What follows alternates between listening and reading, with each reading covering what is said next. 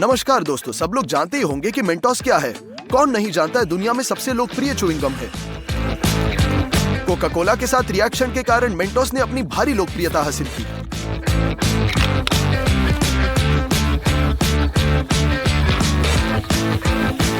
हाँ, और ब्लॉगर्स ने बहुत बड़े फाउंटेन्स बनाए हैं। कमेंट्स में लिखे कि मैंने क्या गलत किया।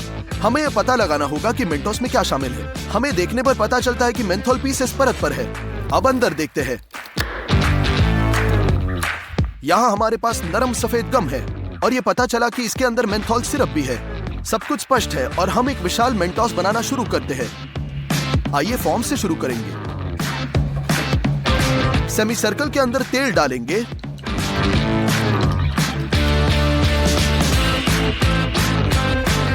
और ब्रश से समान रूप से फैलाएंगे।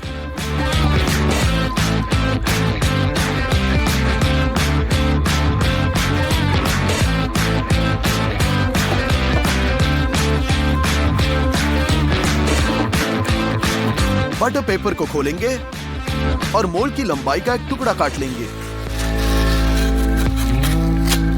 हर 4 सेंटीमीटर में हमें एक चीरा बनाने की जरूरत है।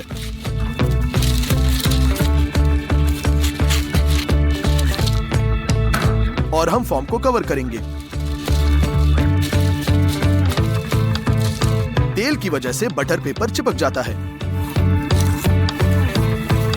इसे कवर करेंगे ताकि फॉर्म पर एक भी अंतर न हो। आइए इन नीले पीसेस के साथ शुरू करेंगे। इसके लिए कैरामेल पकाएंगे। सॉस पैन में चीनी डालते हैं और थोड़ा पानी डालते हैं। अपनी सांस को ताजा करने के लिए हमने प्योर मेंथोल के क्रिस्टल की आवश्यकता है। इनमें बहुत ज्यादा पावरफुल अरोमा है। सॉस पैन में एक छोटी चुटकी भेजेंगे। कैरामेल को 145 डिग्री तक पकाते हैं। इसे हटा देंगे। आइए मेंथोल कैरामेल को नीले रंग में रंगते हैं।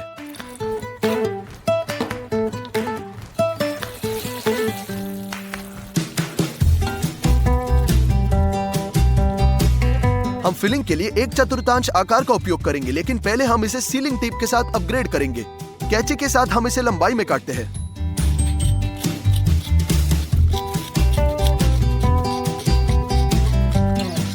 और इसे फॉर्म पर डालते हैं।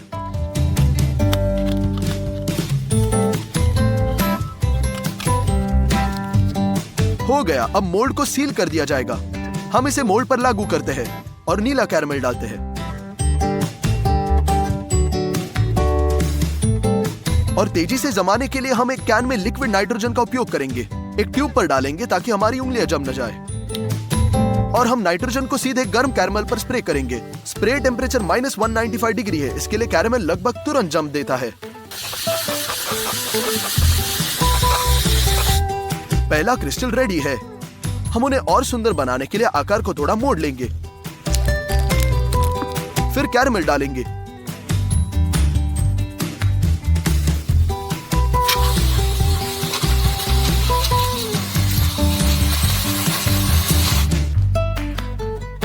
परिणाम स्वरूप हमने बहुत सारे क्रिस्टल किए। हम एक सफेद ग्लेज आवरण की ओर मुड़ते हैं। एक सॉस पैन में चीनी, कॉर्न सिरप,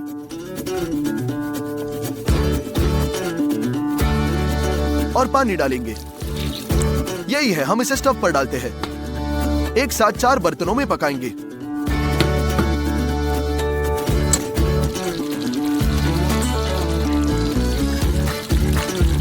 कैरामेल को 10 मिनट तक पकाएंगे, जब तक ये 137 डिग्री तक न पहुंच जाए। जल्दी से प्लेट से हटा देंगे और इसे सफेद रंग देंगे।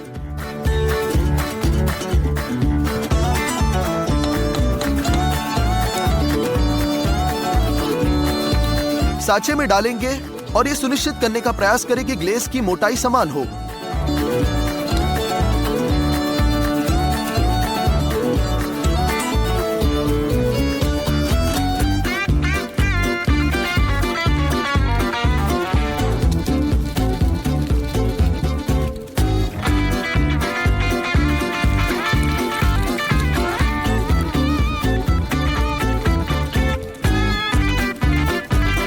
इसका अधिकांश भाग अभी भी नीचे बहता है, इसलिए हम इसे स्पैचुला से धब्बा करेंगे। हमने 3 घंटे लिए फिलिंग के लिए। हम चबाने वाली परत की ओर मुड़ते हैं। एक बड़े सॉसपैन में 3 लीटर पानी। हमें 900 ग्राम जिलेटिन की भी आवश्यकता है। धीरे धीरे से डालेंगे जबकि ये विस्क के साथ हिलाएंगे। ये समान रूप से फूल जाएगा।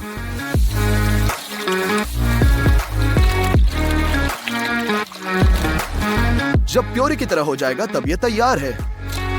इसके बाद हमें 5 किलोग्राम नारियल तेल की आवश्यकता होगी। हम प्लास्टिक कनस्तर खोलते हैं।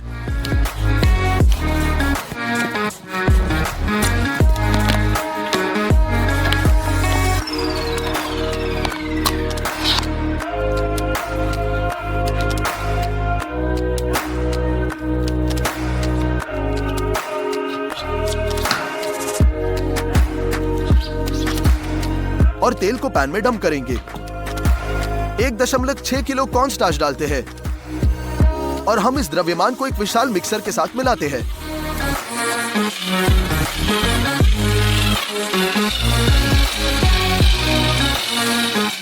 ये फिलिंग का केवल एक हिस्सा है। हमें बाद में इसकी आवश्यकता होगी। अब हमें 30 किलोवाट मेगाफ्लो गैस बर्नर की आवश्यकता है। हम इसे गैस सिलेंडर से जोड़ देंगे।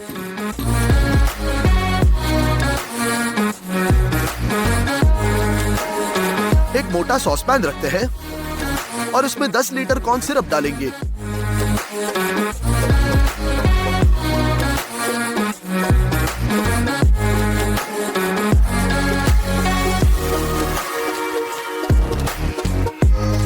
ऊपर 40 किलोग्राम चीनी डालते हैं।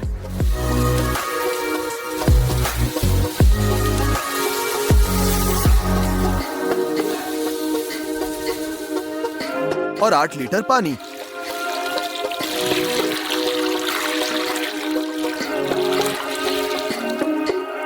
यह ढक्कन के साथ कवर करेंगे और बर्नर को मैक्स पर रखेंगे।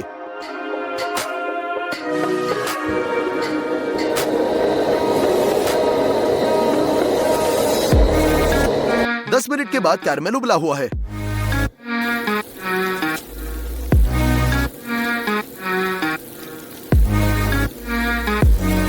हमारे लिए यह तापमान की निगरानी करना बहुत जरूरी है। यह कैरमेल एक और 30 मिनट के लिए पकेगा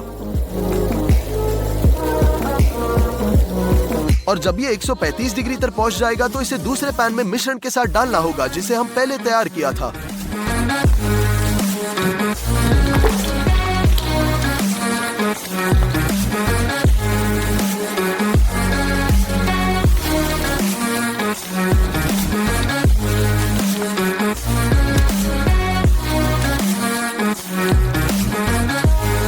मिक्सर की मदद से सब कुछ मिलाएंगे।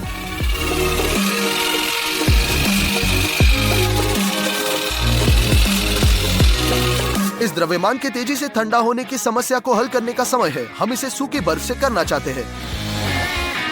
वास्तव में ये जमा हुआ कार्बन डाइऑक्साइड है और इसका तापमान -78 डिग्री है। यही है फ्रीजर से साधारण बर्फ की तुलना में 4 गुना ठंडा। सूखी बर्फ का आधा हिस्सा एक बड़े सॉसपैन में डालेंगे।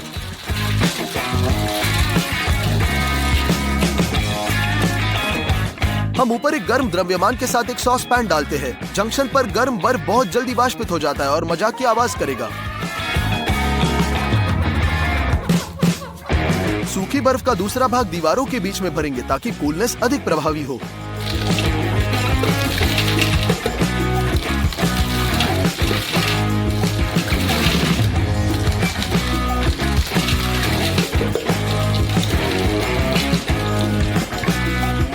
पैन पहले ही ठंड से ढकने में कामयाब रहा। इसकी समान टेक्सचर के लिए मिक्सचर को मिलाना शुरू करते हैं।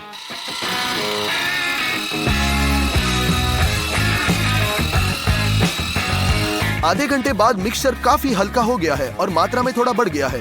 इस फैक्ट का कारण है कि हम इसमें बहुत सारे एयर बबल चलाए हैं। मिश्रण के लिए और घंटे बाद मिक्सचर लगभग ठंडा हो गया है और पहले से ही गोंद की तरह खींच रहा है, लेकिन हमें एक सफेद रंग की आवश्यकता है, इसलिए पाउडर डाई डालेंगे।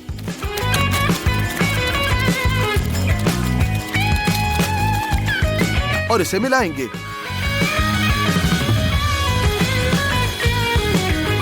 नतीजन लगभग सफेद चबाने वाला मिक्सर प्राप्त होता है।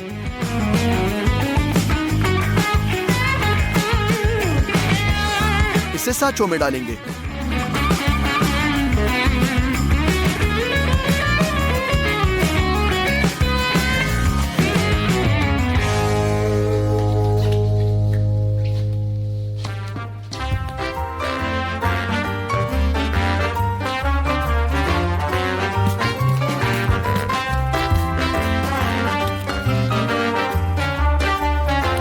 और फ्रीजर में भेजते हैं।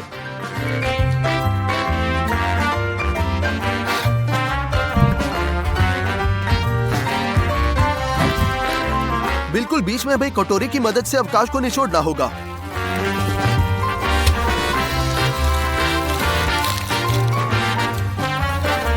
इसे एक दिन के लिए जमने के लिए छोड़ेंगे। ये मेंथॉल सिरप बनाने का समय है। मेंथॉल क्रिस्टल जो हमने पहले इस्तेमाल किए थे उनमें बहुत तेज कूलिंग सुगंध होती है, लेकिन इनमें पुदीने का स्वाद नहीं है, इसलिए हम खुद फ्लेवर बनाएंगे। हम एक फिल्टर के रूप में चिमटा में गूंद एक टुकड़ा डालते हैं और इसे सूखे मिंट के साथ शीर्ष पर भरेंगे।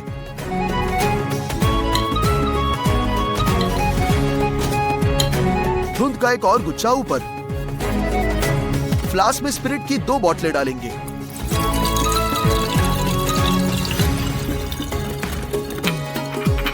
हम उबलते पानी के रूप में सिरेमिक के टुकड़े फेंकेंगे। स्टोव पर चिमटा स्थापित करते हैं ऊपर और इसे तिपाई पर ठीक करते हैं। और एक फ्लास्क के ऊपर जिसे रेफ्रिजरेटर कहा जाता है, हम इसे भी ठीक करते हैं। नीचे से रेफ्रिजरेटर के लिए हम ट्यूब लगाते हैं। अडेप्टर पर दूसरा छोर डालते हैं और पहले से इसे नल पर खींचेंगे। रेफ्रिजरेटर के ऊपर एक निकास है, इसके लिए ट्यूब भी आवश्यक है। दूसरा छोर सिंक में फेंक दिया जाएगा। ठंडे पानी को चालू करेंगे। रेफ्रिजरेटर पानी से भरा है और ऊपरी ट्यूब के माध्यम से बहता है। इस तरह पानी फैलता है और यह समय ठंडा रहता है। हम सर्व चालू करेंगे। स्पिरिट उबलता है, लेकिन ये स्वादिष्ट बनाने के मसाले एजेंट में कैसे बदले जाएंगे? तो 78 डिग्री तक पहुंचने पर स्पिरिट वाष्पित हो जाती है और ट्यूब तक बढ़ जाती है। जैसे ये रेफ्रिजरेटर तक पहुंचता है, ये संघनित होता है और बूंदों के रूप में हमारे मिंट में बहता है। इस प्रकार चिमटा लगातार बहता है और स्पिरिट एक मिंटी टेस्ट स्वाद प्राप्त करने के बाद निचले फ्लास्क में वापस बहता है। 5 घंटे के निष्कर्षण के बाद मुझे लगता है हमने मिंट से सब निचोड़ दिया। हम फ्लास्क में लिक्विड को वाष्पित करते हैं ताकि इसे अधिक कॉन्सेंट्रेट किया जा सके और स्पिरिट वाष्प से छुटकारा मिल सके। ये एक बहुत ही स्ट्रॉन्ग फ्लेवर निकलता है। हम इसे नीले रंग में रंगेंगे।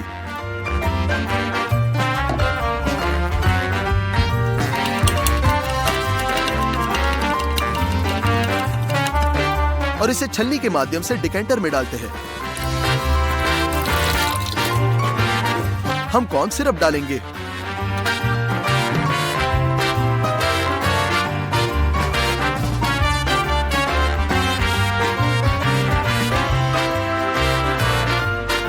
केवल मिक्स करना बाकी है।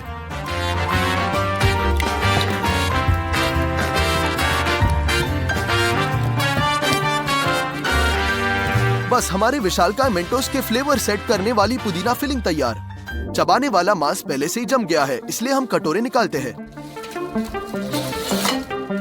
और मिंट सिरप के साथ भरेंगे।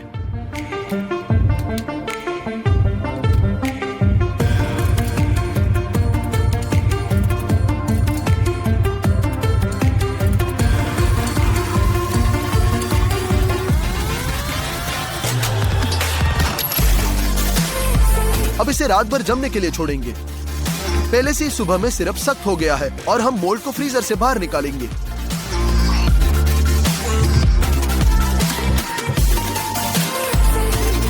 चिपके हुए सफेद ग्लेज का लेयर को तुरंत हटा देते हैं।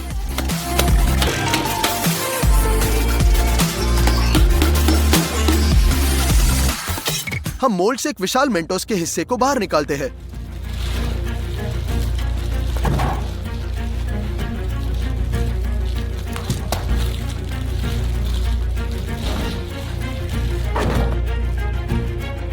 बटर पेपर निकालेंगे।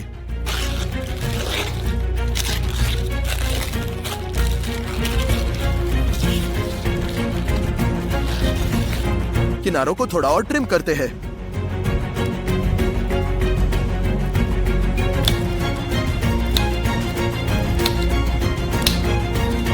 अंत में हम इन्हें जोड़ सकते हैं।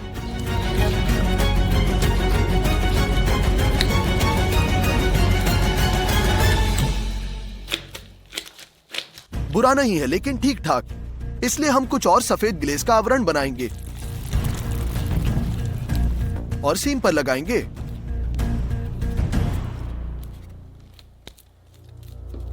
$70 किलोग्राम वजन वाला विशाल मेंटोस आखिरकार तैयार। इसे तैयार करने में 4 दिन लगे और मेरी राय में ये अपने छोटे ओरिजिनल के समान है। चलो विशाल मेंटोस ट्राई करते हैं। नमस्कार दोस्तों, आज हमें 44 किलो वजन का एक विशाल स्टर्जन मिला। इस वजन का स्टर्जन बहुत दुर्लभ है और ये किसी प्रकार का प्राचीन मछली की तरह है, जिसके सर पर कवच है और पीठ पर बड़े स्पाइक्स। इसे अपनी तरफ मोड़ेंगे, फिनिश के नीचे से काटकर सिर पर जाएंगे।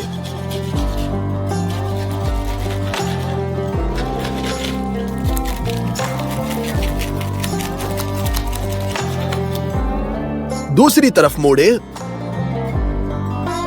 और दूसरे पंख के नीचे से भी काट ले।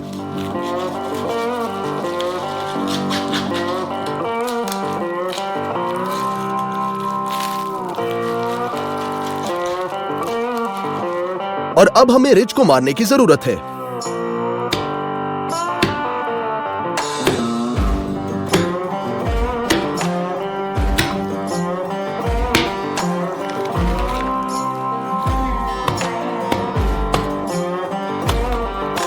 हो गया। हम इस बार सिर बाहर नहीं फेंकेंगे। आइए ऐसा करते हैं, यदि इस वीडियो पर 200 लाइक आते हैं तो अगले वीडियो में हम इस भारी सिर के एक कढ़ाई में शाही शोरबा पकाएंगे। अब हमने स्पाइक्स काट दिए।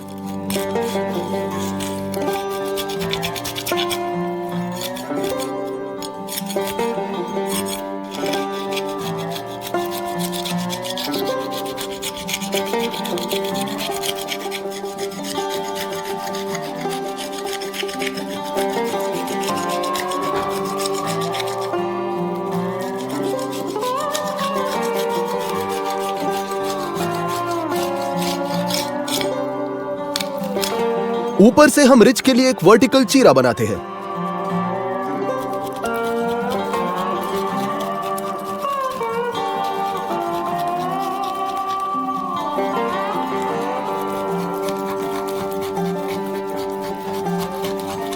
और बिल्कुल वैसे ही एक और, केवल इतना ही कि एक ग्रे पट्टी बीच में बनी रही।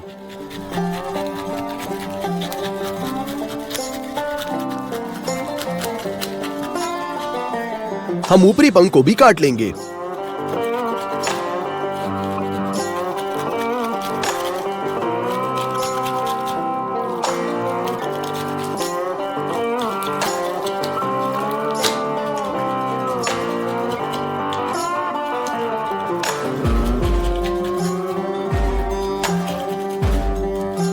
चीरों को और डीप और गहरा काटेंगे।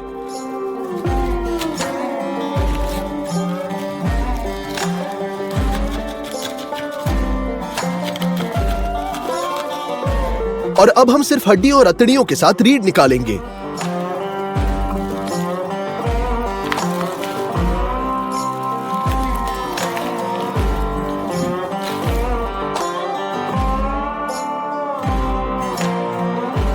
सभी टुकड़ों से अनचाहे मांस को साफ करें।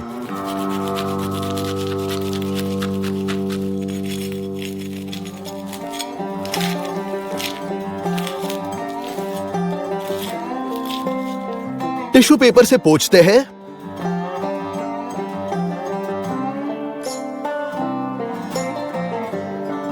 और ये कटिंग सेशन खत्म। अब मछली को चुनें और मैरिनेट करें। लाइम का मैरिनेट करेंगे।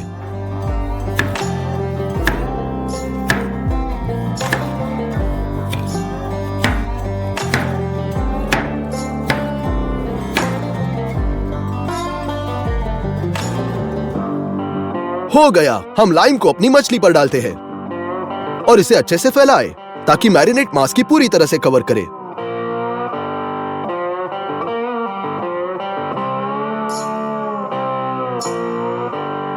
हो गया। आइए 4 घंटे के लिए मैरिनेट करते हैं, जिसके बाद हम अनावश्यक मैरिनेट के स्लाइस को हटा देंगे।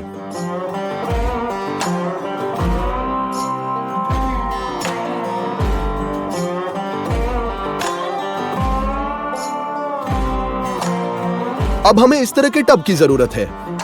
हम नमक में स्टर्जन को पकाएंगे। हम पैकेट को निकालते हैं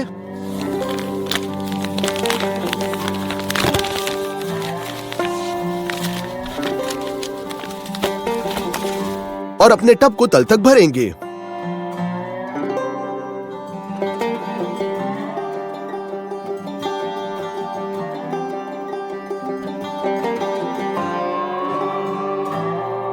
स्टर्जन को नमक में बिछाते हैं।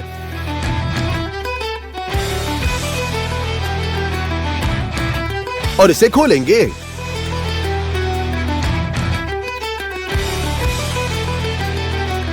अब हमें एक बड़े कंटेनर की जरूरत है, इसे भी नमक से भरेंगे।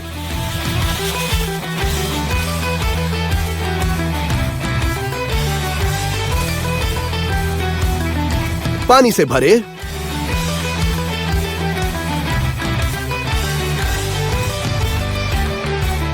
और इसे मिलाए।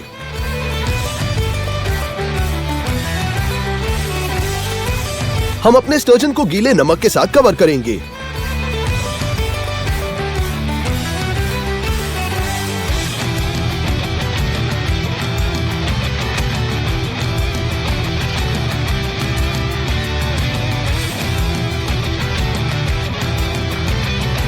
इसे अपने हाथों से अच्छी तरह से दबाएं।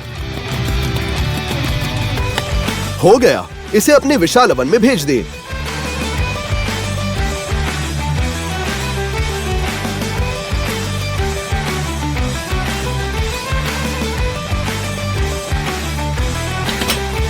और 4 घंटे तक बेक करने के लिए छोड़ देंगे। इस बीच हम अपनी मछली के लिए सॉस बनाएंगे। 100 ग्राम बटर काट लेंगे और इसे पैन में भेज देंगे। पूरी तरह पिघलने देंगे और आटा डालेंगे। ये थिकनर की तरह काम करेगा। इसे मिलाएं ताकि ये बटर को सोख ले। दूध की आधी बोतल डालेंगे। विस्क के साथ मिलाएं। गांठों को भी तोड़ती है। बचे हुए दूध को डालकर 3 चम्मच जायफल डालेंगे, फ्रेंच हर्ब्स और बेसिल डाल देंगे। यह सब गाढ़ा होने तक मिलाएं। नमक डालें और सॉस तैयार। टमाटर की भी जरूरत है। उन्हें स्लाइसेस में काटें।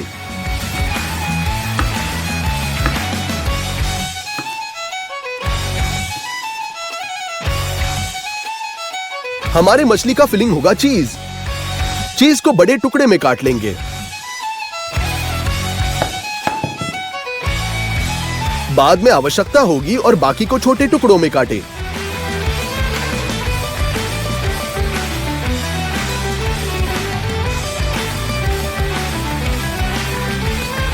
अब कद्दूकस कर लेंगे।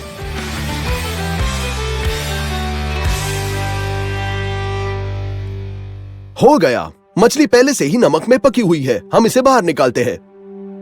हम एक हैचेट के साथ नमक उठाते हैं और इसे बड़े टुकड़ों में निकालते हैं जब तक ये स्टर्जन पूरी तरह से खुला ना हो।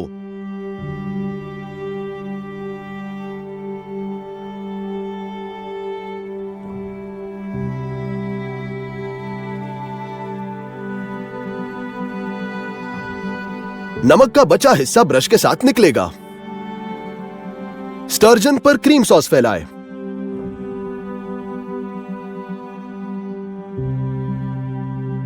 और स्प्रेड करें।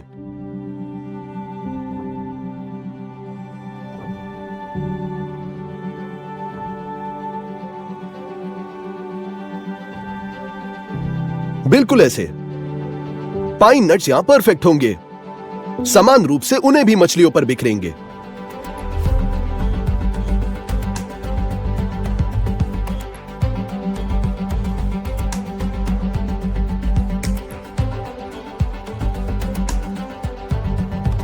पेस्टो सॉस खोले और इसे चम्मच से छिड़के।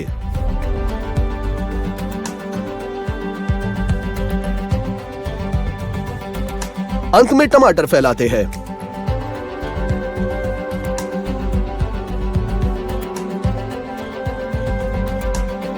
ऑलिव ऑयल डालें और फिर ओवन में भेज देंगे 1 घंटे के लिए।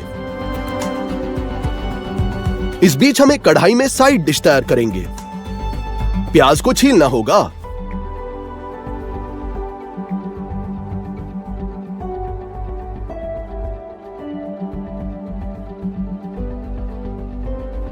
इसे क्यूब्स में काटेंगे।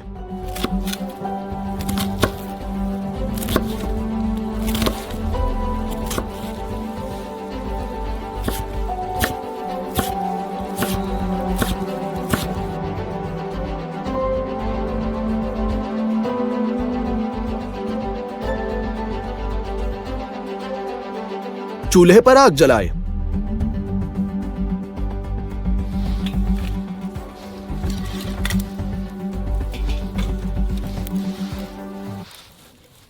बटर का पैकेट छीलते हैं और 400 ग्राम को कढ़ाई में भेजते हैं। इसे पिघलना होगा। बहुत सारे कटे हुए प्याज डाल देंगे। इसे ट्रांसपेरेंट होने तक तला जाना चाहिए। यहां हम 3 किलोग्राम चावल डालते हैं।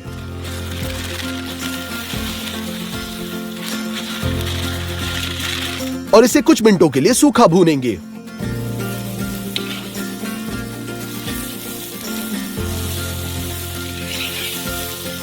दो लीटर चिकन शोरबे में डालेंगे और पानी डालें।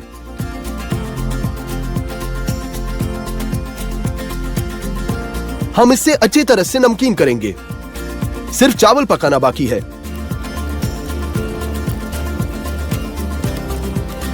जब पानी गर्म हो जाता है, चीज को पीस ले।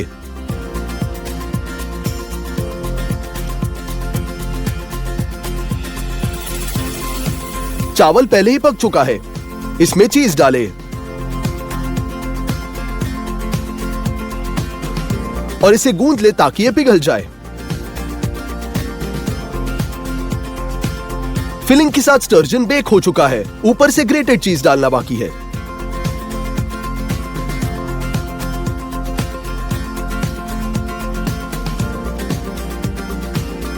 चीज पिघलने तक गरम ओवन में एक और 10 मिनट रखें। अभी हमारा स्टर्जन तैयार। यह बहुत अच्छी और स्वादिष्ट तरह से तैयार हो चुका है। चलो एक प्लेट पर चावल डालकर मछली का एक टुकड़ा काटते हैं।